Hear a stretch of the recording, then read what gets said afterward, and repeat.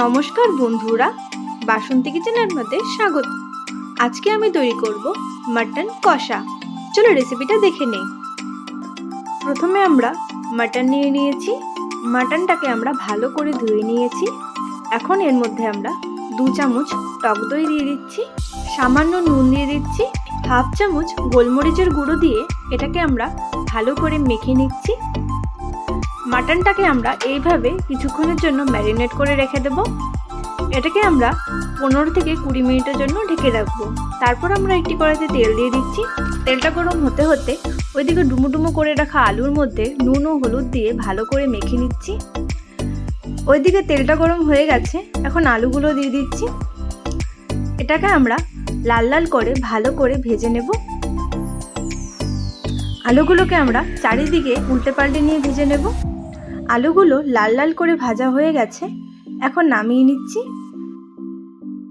ওই তেলে আমরা জিরে দিয়ে, তেজপাতা দিয়ে, কুচনো পেঁয়াজ দিয়ে নেড়েচেড়ে নিচ্ছি। এখন এর মধ্যে পেঁয়াজ বাটা দিয়ে দিচ্ছি, লঙ্কা বাটা, জিরে বাটা দিয়ে নেড়েচেড়ে নেব।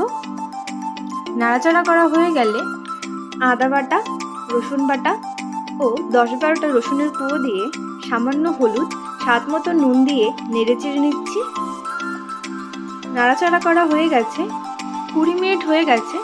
ম্যারিনেট করা মাংসটার ঢাকনাটা সরিয়ে দিয়ে ওই কড়াইতে আমরা দিয়ে দিচ্ছি।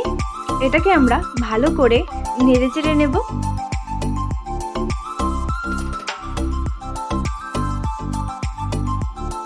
ভালো করে নাড়াচাড়া করা হয়ে গেছে, এখন এর মধ্যে সামান্য তিল বাটা দিয়ে নেড়েচেড়ে নিচ্ছি।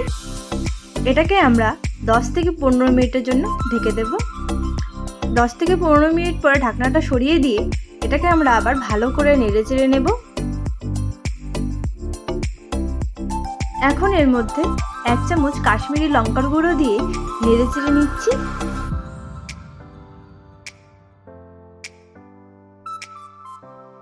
নাড়াচাড়া করা হয়ে গেছে, এখন এটাকে আমরা 10 থেকে 15 মিনিটের জন্য ঢেকে দেব।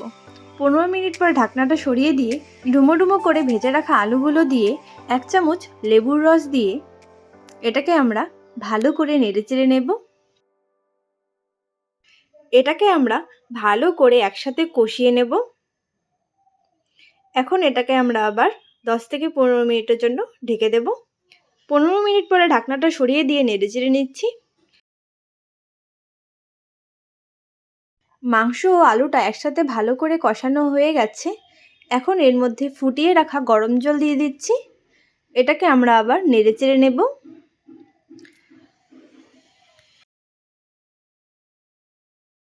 ভালো করে নাড়াচাড়া করা হয়ে গেলে এটাকে আমরা 10 থেকে 15 মিনিটের জন্য ঢেকে দেব। 15 মিনিট পর ঢাকনাটা সরিয়ে দিয়ে সামান্য গরম মশলা দিয়ে নেড়েচেড়ে নিচ্ছি।